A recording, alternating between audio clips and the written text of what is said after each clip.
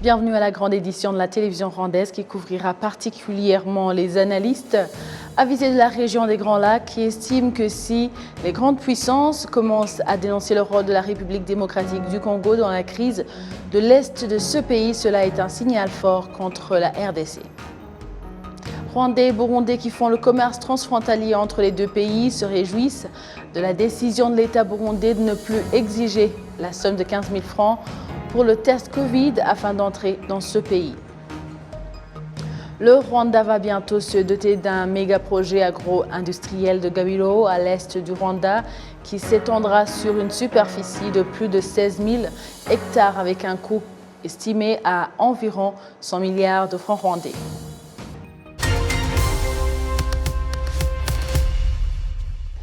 Madame, Monsieur, bonjour et merci de suivre la télévision rwandaise.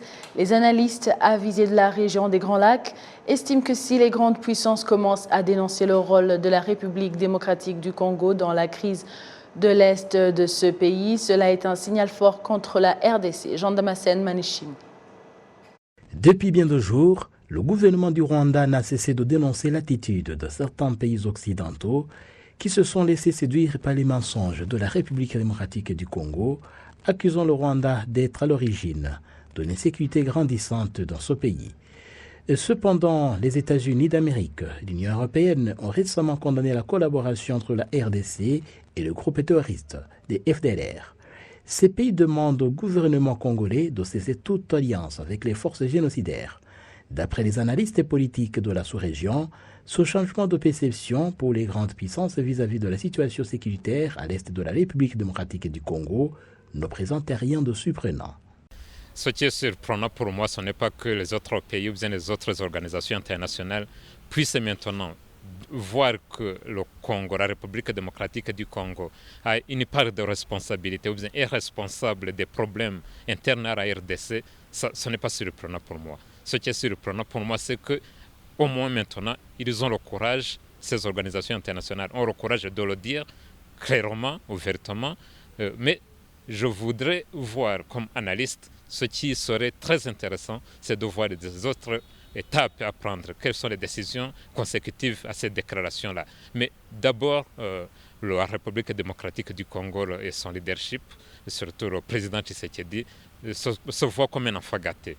C'est un régime gâté, mais c'est un régime aussi, j'ai le courage de le dire ouvertement, c'est un régime incapable et c'est un régime qui a été trop gâté.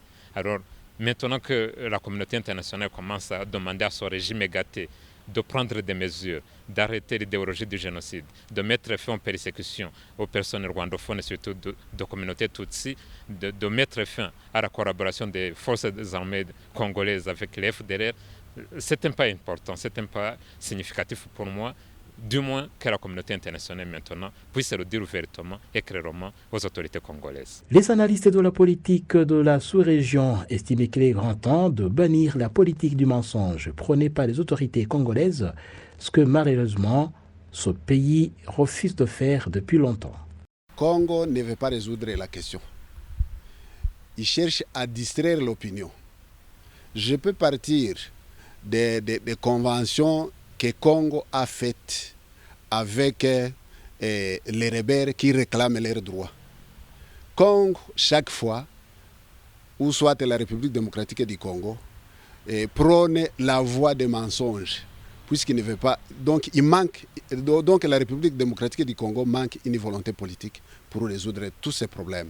Voilà pourquoi la vérité finit par apparaître. Il y a eu des mensonges, il y a eu des allégations, les fausses accusations, mais la vérité finit par apparaître. Ces observateurs font également remarquer que cette alliance entre la RDC et l'FDLR, qui s'ajoute à la persécution d'une partie de la population congolaise, est la racine des problèmes sécuritaires qui gangrènent l'Est de la République démocratique du Congo, ajoutant que ce retournement de la situation aura sans doute un impact sur la situation de la sous-région.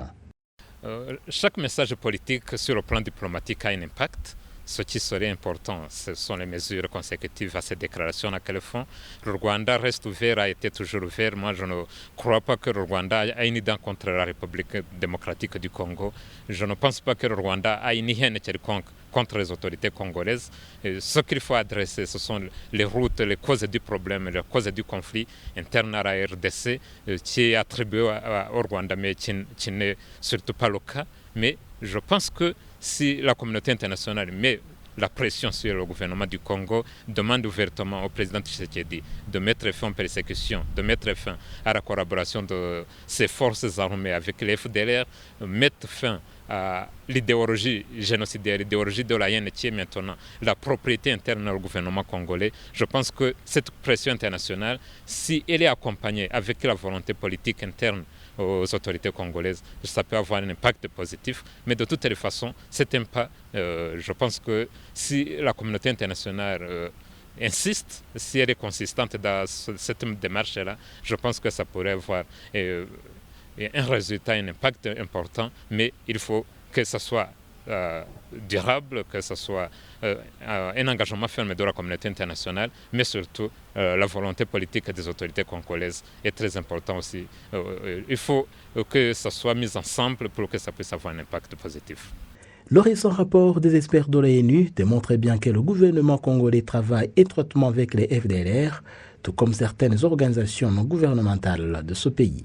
C'est cette situation qui accentue les discours de haine et les persécutions dont sont la cible, principalement les Congolais Tutsis ou d'expression Kinyarwanda. Toujours à propos de la crise sécuritaire à l'est de la République démocratique du Congo et surtout de cet apparent changement de perception des grandes puissances vis-à-vis de la situation de la RDC, nombreux observateurs continuent d'en parler. L'ambassadeur Joseph Sengimana, ancien représentant du Rwanda à l'Union africaine et aux Nations unies, aussi analyste politique, nous livre ses impressions. Je pense que ça se situe dans une perspective permanente, une conception politique fondée essentiellement sur la vérité. Le Rwanda a toujours dit et présenté au niveau du monde sa conception sur ce qui se passe à l'est de la DRC. C'est essentiellement une situation qui s'apparente aux idéologies qui étaient en cours à la période avant et pendant et post-génocide, une idéologie de persécution essentiellement Tutsi, que ce soit à l'intérieur du Rwanda, aussi bien qu'à l'extérieur du Rwanda, essentiellement dans le nord et le sud Kivu. Et quand le génocide a été commis, cette situation a été renforcée par le fait que les génocidaires qui venaient de commettre le génocide au Rwanda sont rentrés au Congo et ont continué la persécution. D'abord, ils ont été bien reçus et intégrés dans les forces armées de la République démocratique du Congo, et ils ont continué la persécution des Tutsis. C'est la raison pour laquelle les populations congolaises Tutsis du Nord Kivu ont été obligées de se réfugier au Rwanda au cours des années 1995, essentiellement 96. Et ça a produit des réfugiés qui aujourd'hui, bien entendu, après 25 ans pratiquement ou plus, nous demandent de rentrer chez eux. Mais la situation que ces populations posent est contredit, je dirais, la politique du Congo. Parce que le Congo présente une autre version, qu'il n'y a pas ces forces dont le Rwanda a présenté comme des forces génocidaires qui continuent l'idéologie du génocide là-bas et qui sont en coalition maintenant, ouvertement, avec les forces armées du Congo. Pour le Congo, c'est un faux problème. Alors que c'est ça le fin fond du problème qui est posé dans le nord et dans le sud du Kivu, c'est l'idéologie de génocide. Et cette idéologie de génocide a été condamnée, et je dirais à partir même de la convention de 1948 sur la condamnation du génocide, de l'idéologie du génocide et la prévention des génocides. Donc, le Rwanda, dans ces situations, a été toujours à fonder sa présentation sur la vérité des faits. Les génocidaires rentrant au Congo après le génocide au Rwanda a continué l'idéologie de génocide là, et l'État congolais s'est allié à ces forces génocidaires et continue l'idéologie de génocide. C'est le premier élément de la présentation du Rwanda. Le deuxième élément, je dirais que partie de ce principe de vérité. Et les faits sont là. Comme le président Kagame le disait, les faits sont têtus. La politique du Rwanda, ce n'est pas une politique fondée sur le mensonge, c'est fondé sur des faits vérifiables. Le troisième élément, c'est que vous présentez, le Rwanda mène un partenariat clair, fondé sur la vérité, non sur le mensonge ou sur l'hypocrisie. C'est la vérité seule doit guider les relations entre les peuples. Ça, c'est, je dirais, les principes de base de la politique internationale du Rwanda. Et le Rwanda, donc en troisième lieu, a souvent approché ses partenaires. Nous les considérons, le Rwanda les considère comme les partenaires. Et avec un partenaire, vous ne pouvez pas cacher la vérité. Et le partenaire, s'il est vraiment partenaire, doit en tenir compte. Bien entendu, la situation dans ces 2-3 semaines passées, je pense qu'au niveau international, ils ont donné oreille à ce que le gouvernement du Congo présentait, mais des contre-vérités claires. Et je pense qu'avec le temps, quand le gouvernement du Rwanda a expliqué aux partenaires, comme des partenaires, je pense que c'est en train de renverser la situation. Et c'est même visible dans le dernier rapport de l'UNESCO sur la situation de ce qui se passe à l'est de la République démocratique du Congo. Et je pense que ça tient à cette politique constante fondée sur la vérité du Rwanda et sur le partenariat correct. Les Rwandais et Burundais qui font le commerce transfrontalier entre les deux pays se réjouissent de la décision de l'État burundais de ne plus exiger la somme de 15 000 francs pour le test de Covid-19 afin d'entrer dans ce pays. Ce n'était que des embrassades sans fin à la frontière de Ruhwa, là où ce Rwandais et ce Burundais se sont croisés. Je m'appelle Yezer Tuishime, j'habite à Gombaniro dans la cellule Kaliangana. Je suis le premier chômeur qui ait pu entrer au Burundi avec un laissez-passer. Avec le peu d'argent que j'avais, j'ai pu acheter des patates douces pour mes enfants et revoir mes amis. Et ça m'a fait pleinement plaisir. Ils m'ont bien accueilli. Je suis très heureux, je reviens du Burundi. On ne m'a pas demandé le test Covid. J'ai juste donné mon laissez-passer et on l'a tamponné. On ne m'a rien demandé d'autre.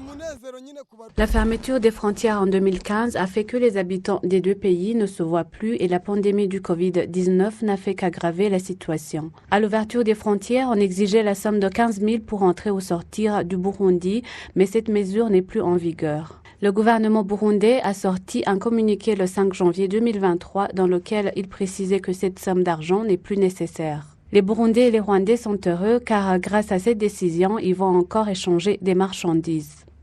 On est très content qu'il n'y a plus la pandémie de Covid-19 chez nous au Burundi, pour qu'on puisse nous promener et rendre visite à nos voisins les Rwandais, les Congolais, les Tanzaniens et aller partout ailleurs.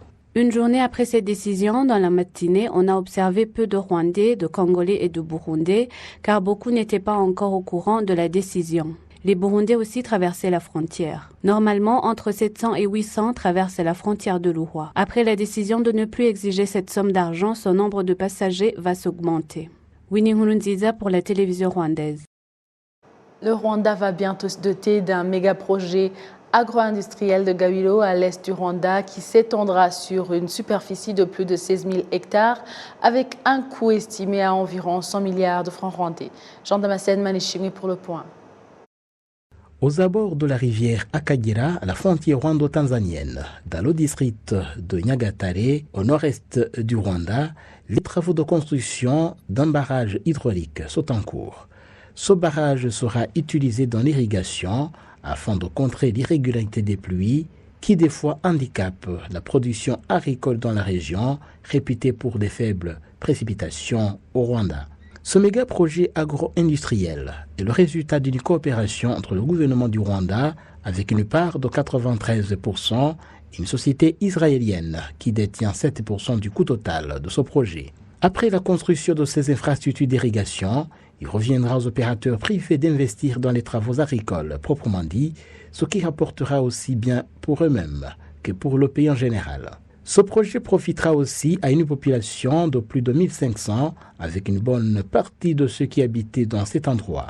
Ces derniers ont été relocalisés dans 3 villages modernes, qui sont Akayangi, Kwabiharamba et Shimwapol, tous du district de Nyagatare. Dans le siège de ce projet agro-industriel, des axes routiers longs de 61 km ont été construits avec une centrale électrique qui produit 8 MW. La population du district de Nyagatare se félicite tout de même du fait que ce projet a généré de l'emploi chez eux, notamment dans les secteurs de Karangazi et Rwimiyaga du même district.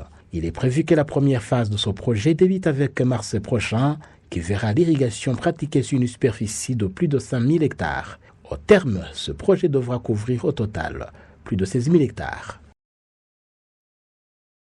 La population du district de Muhanga au centre du Rwanda se félicite de l'amélioration du bien-être social occasionnée par les travaux d'extraction minière qui s'y font.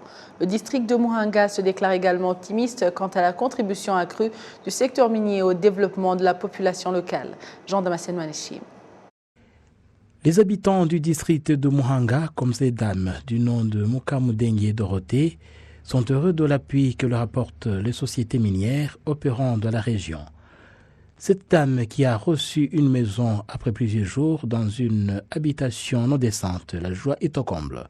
Des fois, elle se demandait ce qu'elle allait faire si jamais un visiteur s'introduisait chez elle. Âgée de 85 ans, cette vieille maman est cette fois-ci heureuse d'être avec le directeur de la société minière LTM à l'occasion des festivités du Nouvel An. Alain Chankemayuke, directeur de la société, indique qu'en plus du profit particulier à la société, le bien-être social de la population environnante est aussi une autre préoccupation.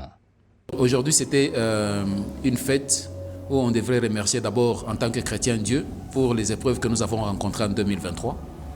Et il fallait que nous puissions réunir tous les travailleurs, leur expliquer ce que nous avons rencontré comme difficultés. Nous allons développer plusieurs secteurs, entre autres les secteurs sociaux, tout autour de ALTM, de l'usine ici. Il y a ma manager qui s'appelle Maman Pascaline. Elle s'occupe pratiquement des vulnérables du quartier. Nous avons construit la maison d'une veuve. Et il y a plusieurs personnes qui sont tout autour de l'usine qui nous demandent des services et on est toujours prêt à secourir d'une manière ou d'une autre. Mais notre grand projet, c'était aussi, si l'usine travaillait bien, c'est construire un centre de santé ici qui pourra aider toute la population locale. Parce que je me considère comme Muturage aussi de ce coin. C'est plus important pour moi. Les autorités du district de Muhanga se félicitent de la contribution croissante des partenaires dans le développement de la population et de la région en général. En plus des revenus miniers dans le trésor public, les sociétés minières apportent aussi pour la population locale, qui, en plus des emplois rémunérés, reçoit une assistance sociale vers son bien-être a indiqué Gilbert Mugabo, vice-maire chargé des affaires sociales dans le district de Muhanga. Actuellement, ce district compte 20 sociétés minières qui exercent leurs travaux dans la sauvegarde de l'environnement et répondent aux besoins sociaux de la population locale. Les éleveurs dans les pâturages de Gishwati, dans le district de Nyabihu, à l'ouest du Rwanda, se déclarent satisfaits de l'augmentation de la production laitière et des prix. Ils ne rencontrent plus d'obstacles pour le transport du lait jusque dans les usines comme c'était auparavant. Les détails avec Winnie Moulouziza. Dans les pâturages de Gishwati, dans le secteur de Mulinga, les éleveurs sont contents de l'augmentation du lait. Le climat a été favorable pour eux et les prix ont monté. Vers 10 h du matin, c'est là où débute le transport du lait dans les fermes de Nyabihululu pour tester le lait et après les voitures de Mukamira transportent le lait dans leur usine. La population de cette localité a apprécié la montée des prix car actuellement un litre de lait s'achète à 300 francs rwandais. Cela enthousiasme les éleveurs qui affirment qu'il n'y a plus de fraude de lait. Les voitures de Mukamira qui transportent le lait jusqu'à l'usine rencontrent des difficultés car les routes sont encore en cours de travaux. Le vice-maire du district de Nyabihu, chargé du développement économique, promet que les travaux de ces routes avancent et qu'ils seront terminés au cours de cette année budgétaire. Les travaux de ces routes du district de Nyabihu ont permis l'augmentation de la production du lait et l'usine de Mukamira a pu recevoir entre 30 et 40 litres de lait par jour, alors qu'avant, elle ne recevait que 20 litres par jour. Winnie Nkurunziza pour la télévision rwandaise. Merci à vous tous qui étiez au rendez-vous d'actualité de la télévision rwandaise. Vous étiez avec Amandine Dikumasabo. À la prochaine et d'ici là, portez-vous bien.